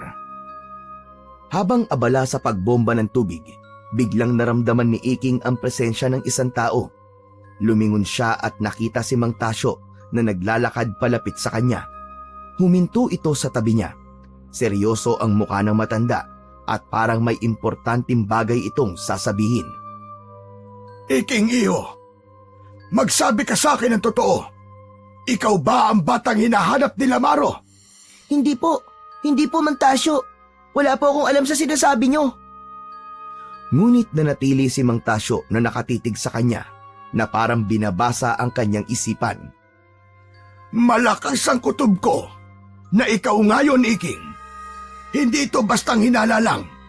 Kagabi, muli kitang napanaginipan. Ano pong panaginip yon, Mang Tasyo? Nakita kitang nakikipaglaban sa mga aswang. May hawak ang espada. Isang makapangyarihang sandata na hindi ko pa kailanman nakita. Hindi naman po lahat ng panaginip ay totoo, Mang Tasyo.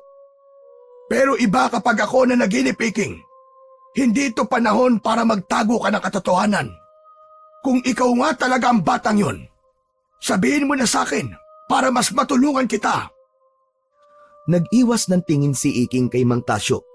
Hindi niya kayang salubungin ang mga mata nito dahil tila binabasa nito kung nagsasabi ba siya ng totoo o hindi. Iking, huling tanong na ito.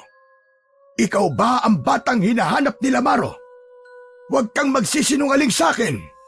Kailangan kong malaman ang buong katotohanan. Tumigil si Iking sa pagbomba ng poso. Pinunasan niya ang pawis sa noo at muling tumingin kay Mang Tasyo. Ang mga mata niya ay punong-puno ng kaba, ngunit alam niyang hindi siya pwedeng magsinungaling sa matanda. Opo, Mang Tasyo. Ako po ang batang pumatay sa mga alagad nila Maro. Pero paano mo yun nagawa, Iking? Ano nangyari nung gabing yon? Sa totoo lang po, Mang Tasyo, hindi ko rin po talaga alam eh. Akala ko po ay katapusan ko na nga. Pero bigla pong sumapi sa akin ng isang lalaki na may malalaking puting pakpak. Siya rin po yung lalaki na nagpagaling po ng paso ko at nung tuklawin po ako ng ahas. Naramdaman ko po ang kakaibang lakas ng sumapi po siya sa akin. At bigla na lang pong may lumitaw po na espada sa kamay ko. Parang hindi nga po ako kumikilos ng sandaling yun, Mang Tasyo. Mali ang pangitain ko, Iking. Ikaw nga ang nakita ko sa panaginip ko. Ikaw ang magiging tagapagtanggol natin laban sa mga aswang. Hindi ito isang aksidente lang. Pinili ka ng tadhana. Pero natatakot po ako, Mang Tasyo. Kung sila Maro po mga kalaban ko, paano ko po siya matatalo? Ramdam ko po ang lakas niya kagabi. Napakalakas niya. Hindi ko po alam kung kaya ko siya.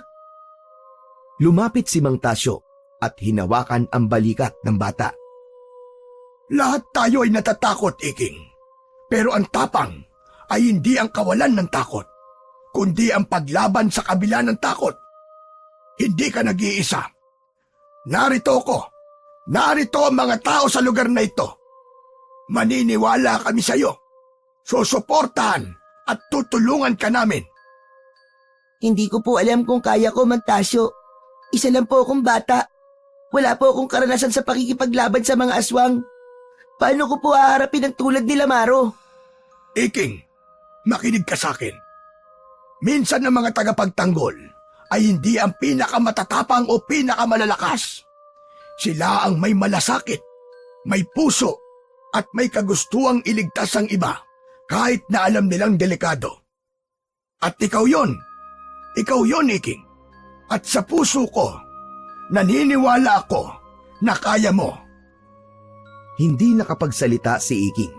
Tumungo siya at naramdaman niyang kahit paano ay may bahagyang lakas na pumasok sa kanyang kalooban buwat sa mga sinabi ni Mang Tasyo. Yun nga lang, mabilis yung nilamon ng takot niya kay Lamaro at sa napakaraming alagad nito. Pagsapit ng hapon ay tahimik na pinapanood ni Iking si Maricel na abala sa pag-aayos ng sarili nito sa harap ng salamin. Nang matapos si Maricel, ay diretso itong lumabas ng bahay at hindi man lang nag-abalang magpaalam kay Iking. Pinagmasdan naman ni Iking ang papalayong si Maricel.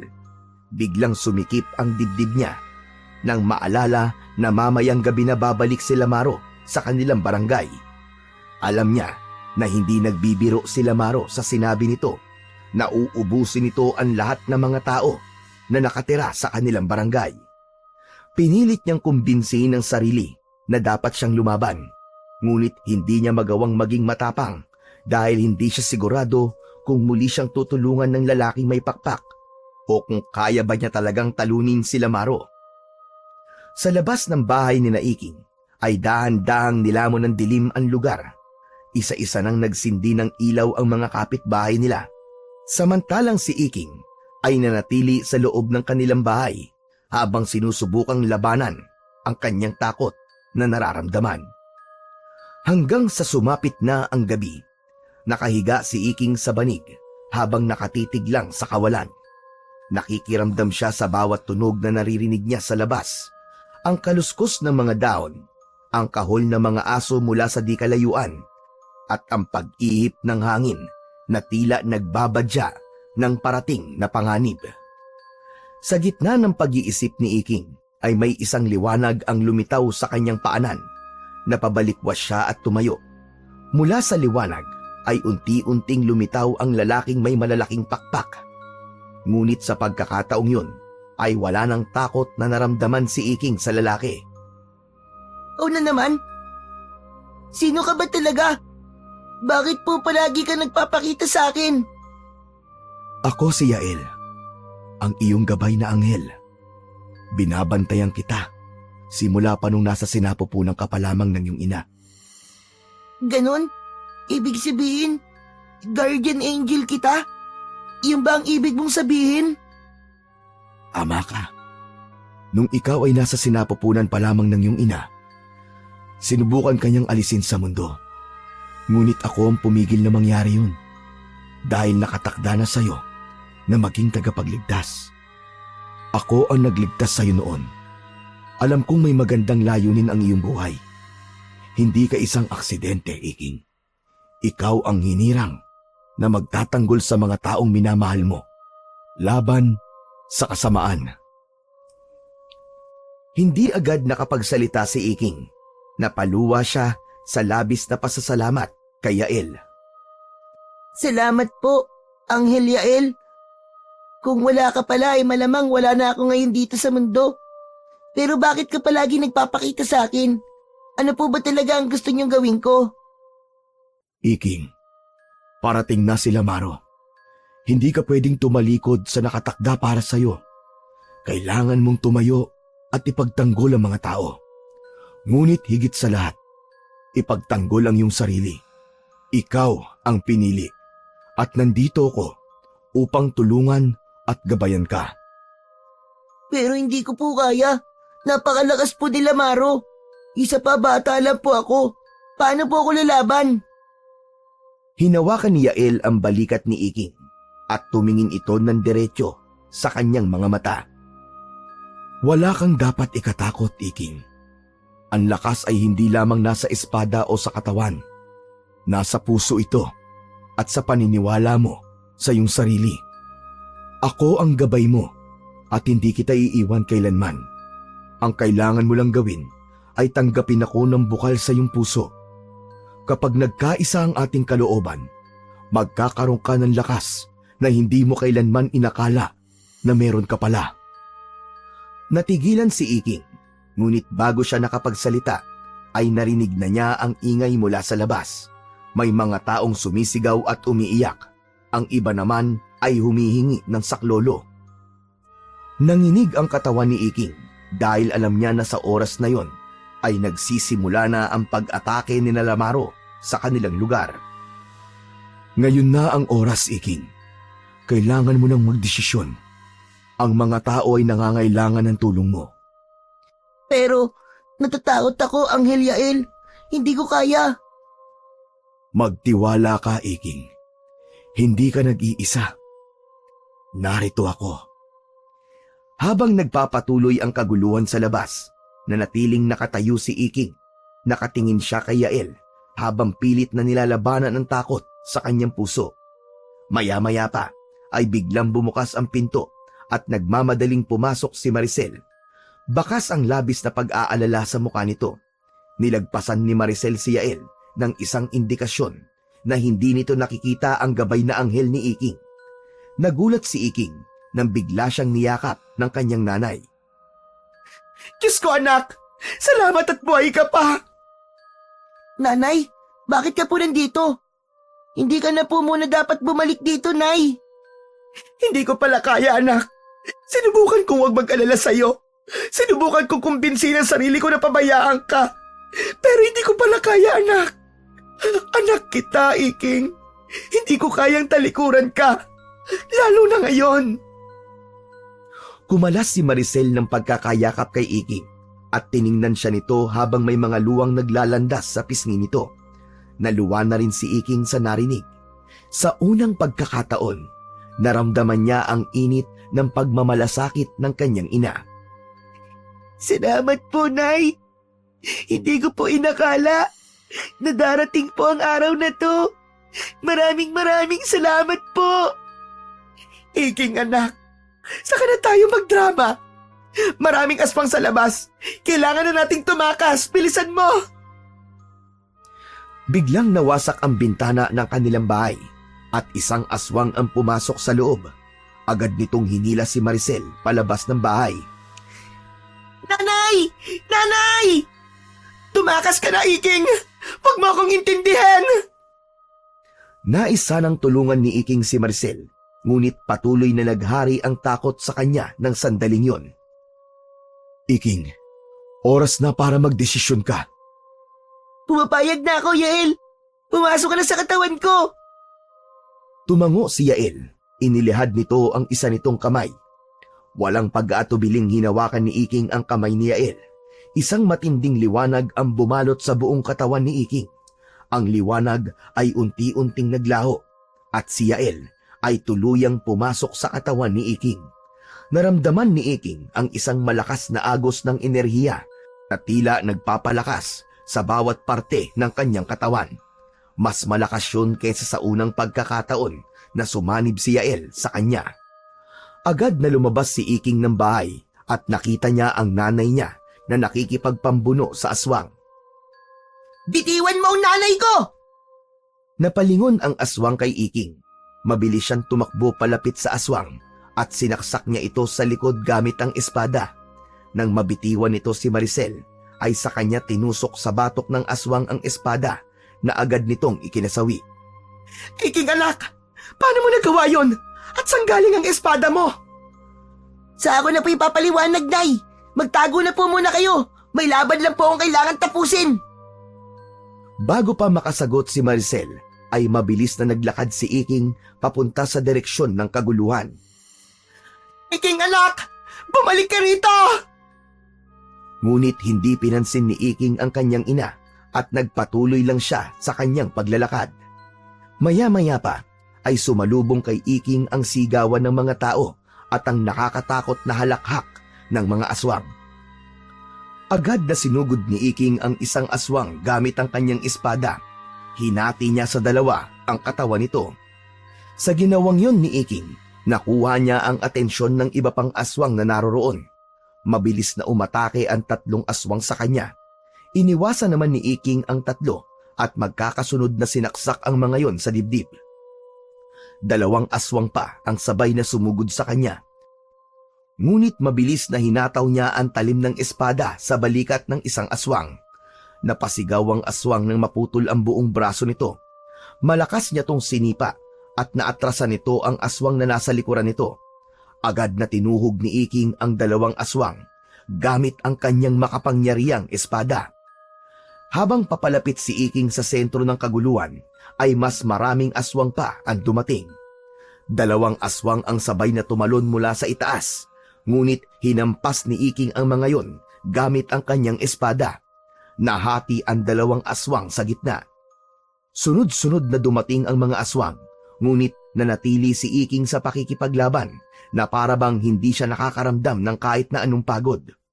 Huminto lang sa pakikipaglaban si Iking nang makita niya ang pagdating ni Lamaro. Maging ang mga alagad nito ay tumigil din sa pag-atake upang bigyan ito ng daan. Matiim ang tingin ni Lamaro kay Iking habang may malaking ngisi sa mukha nito. Huminto si Lamaro, ilang di pa lang ang layo kay Iking. Huwag kayong makikialam.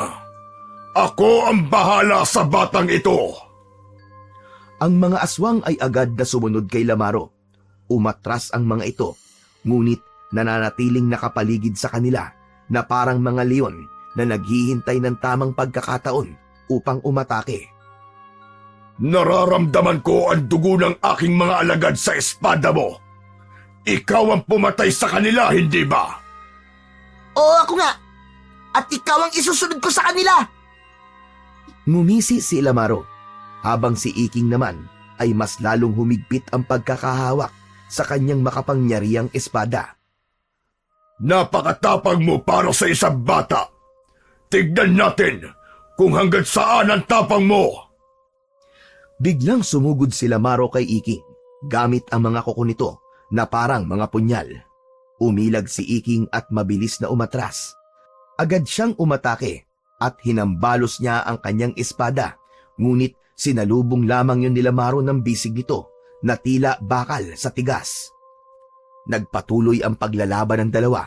Si Lamaro ay mabilis sa kabila ng kanyang laki at ang pag-atake nito ay punong-puno ng puwersa hanggang sa nagawang makalmot ni Lamaro sa tagiliran si Iking. Kasunod nun ay malakas siya nitong sinuntok sa muka. Tumilapon si Iking at nagpagulong-gulong sa lupa. Yan ba ang sinasabing papatay sa akin? Hindi pa nga ako nag-iinip, pero tumumba ka na! Hindi mo ako matatalo, Lamaro! Mabilis na tumayo si Iking at sinugod niya ang pinuno ng mga aswang. Sa bawat galaw niya ay ramdam niya ang paggabay sa kanya ni Yael mula sa loob ng kanyang katawan. Nagkaroon siya ng pagkakataon at masugatan sa kaliwang balikat si Lamaro. Napasigaw naman sa galit si Lamaro, ngunit hindi pa rin yun nagpakita ng kahinaan.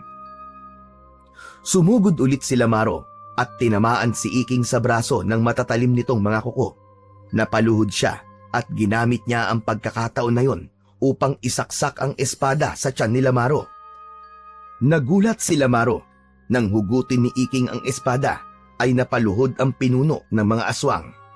Mabilis na tumayo si Iking at tumalon siya palayo kay Lamaro. Pumuelo siya at tumakbo ng mabilis pabalik sa pinuno ng mga aswang. Nanlaki naman ang mga mata ni Lamaro nang makita na halos isang dipa na lang ang layo ni Iking. Hindi na nito nagawang makailag pa nang buong puwersang tinaga ni Iking ang leeg ni Lamaro gamit ang mahiwagang espada. Halos magkasabay na bumagsak sa lupa ang putol na ulo ni Lamaro at ang katawan nito. Ang natitirang mga alagad ni Lamaro na nakasaksi sa nangyari ay biglang tumakbo palayo. Takot na takot ang mga yon. Hindi na hinabol pa ni Iking ang mga aswang dahil sigurado siya na hindi na magkakaroon ng lakas ng loob na bumalik pa ang mga yon. Bagamat duguan si Iking ay matikas pa rin siyang tumayo. Hindi siya makapaniwala na napagtagumpayan niya ang laban niya kay Lamaro kahit noong umpisa ay takot na takot siya rito. Hindi nagtagal ay lumapit ang nanay niyang si Maricel sa kanya. Mahigpit siya nitong niyakap habang umiiyak. Napakahusay mo, Iking. Salamat sa Diyos at ligtas ka, anak. Tapos na po, nanay. Ligtas na po tayong lahat. Wala na po mga aswang. Pero saan mo nakuha ang tapang at lakas na yon, anak? Nay, hinugot ko po ang lakas na yon dahil ayoko may masamang mangyari po sa baryo, lalong-lalo na po sa inyo. Kumalas si Maricel sa pagkakayakap kay Iking. Napaluhod ito habang hawak ang muka ng anak. Nakita ni Iking sa mga mata ng kanyang nanay ang sinseridad at pagmamahal na matagal niya nang hindi nararamdaman. Anak, patawarin mo ko. Nagkamali ako. Hindi ko dapat isinisi sa iyo ang lahat ng nangyaring hindi maganda sa aking buhay. Kung hindi pa umatake ang mga aswang dito, ay hindi ko pa mapagtatanto na hindi pala kita kayang mawala. Bago pa makapagsalita si Iking, ay lumapit si Mang Tasyo sa kanila. Maricel, ang anak mo ang dahilan kung bakit buhay pa tayo hanggang ngayon. Huwag mo na sanang ipagdamot sa kanya ang pagmamahal na matagal niya nang gustong maramdaman mula sa iyo. Oo, Mang Tasyo. Iking, anak, patawarin mo ko. Patawarin mo ko kung matagal bago ko to napagtanto. Patawarin mo ko, anak. Kahit kailan po, Nay, ay hindi po ako nagalit sa inyo. Kung ano man po nangyari nun, ay kalimutan na lang po natin. Hindi pa po huli ang lahat, Nay. Magsimula po tayong dalawa ulit. Yumakap si Maricel kay Iking. Habang yakap si Iking ng kanyang ina, ay nakita niya ang mga tao sa paligid nila. Merong mga umiiyak at ang iba ay tila nahihiya sa kanila dahil sa mga panlalait at pangusga na ibinato ng mga ito noon sa kanila. Ngunit hindi na yun inisip pa ni Iking dahil para sa kanya, mas mahalaga na wala na si Lamaro at maaari na silang magsimula ng panibagong buhay ng kanyang mahal na ina. Makalipas ang 1 linggo, mula nang matapos ang madugong laban ni Iking kay Lamaro, ay marami na agad nagbago sa buhay ni Iking. Wala nang nanunukso sa kanya tungkol sa trabaho ng kanyang ina. Marami rin ang humanga sa kanya at nagbigay ng papuri. Natuwa rin ang mayor nila at nangako na pag-aaralin si Iking hanggang sa makatapos siya ng kolehiyo. Ipinaliwanag din ni Iking kay Maricel ang lahat, kaya naunawaan na nito kung bakit siya nagkaroon ng kapangyarihan ng gabing hinarap niya si Lamaro at ang mga alagad nito. Ngunit sa lahat ng yon, ang pinakadahilan ng kasiyahan ni Iking ay ang malaking pagbabago ng kanyang ina sa pakikitungo sa kanya. Naramdaman na niya ang pagiging ina nito sa kanya. Isang umaga, dumating si Iking sa bahay nila. Galing siya noon sa palengke upang bumili ng lulutuin nilang ulam para sa pananghalian. Nay, grabe po ang mga tao sa palengke. Pakiramdam ko po, isa po akong artista kung pagkaguluhan nila. Hay nako, natutuwa lang sila sa'yo, Iking. Abay, dapat lang naman yon, kasi ikaw ang naging tagapagtanggol naming lahat. Ay oo nga pala, anak. Meron ako magandang balita sa'yo. Ano po yun, Nay? Anak, umalis na ako doon sa bar na pinagsasayawan ko. Hindi na ako babalik doon. Talaga po? Pero, paano na po tayo ngayon kung wala na po kayong trabaho? Huwag kang mag-alala, anak. Kasi natanggap ako bilang kahera sa grocery store sa bayan. Bukas ay magsisimula na kagad ako. Nagliwanag ang mukha ni Iking sa narinig.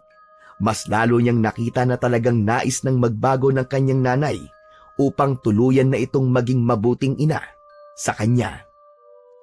Isang umaga, habang naglalakad si Iking mula sa simbahan, ay napatingala siya sa langit. Matingkad ang liwanag ng araw at doon ay naramdaman niya ang presensya ni Yael, ang kanyang anghel de la guardia. Yael, alam kong palagi kang nasa tabi ko kahit hindi kita nakikita. Maraming salamat sa tulong mo.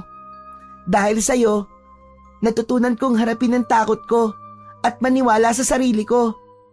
At isa pa, si nanay, nagbago na siya ng pakikitungo sa akin. Hindi na siya katulad ng dati.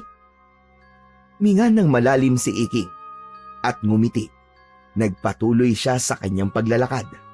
Alam ni Iking na kung sakali na may magtatangka muli na sirain ang katahimikan ng kanilang lugar, ay muling magpapakita sa kanya ang gabay niya na isang anghel. Naniniwala siya na kung kinakailangan ay muli siyang tutulungan ni Yael upang hindi hayaang manalo ang kasamaan laban sa kabutihan.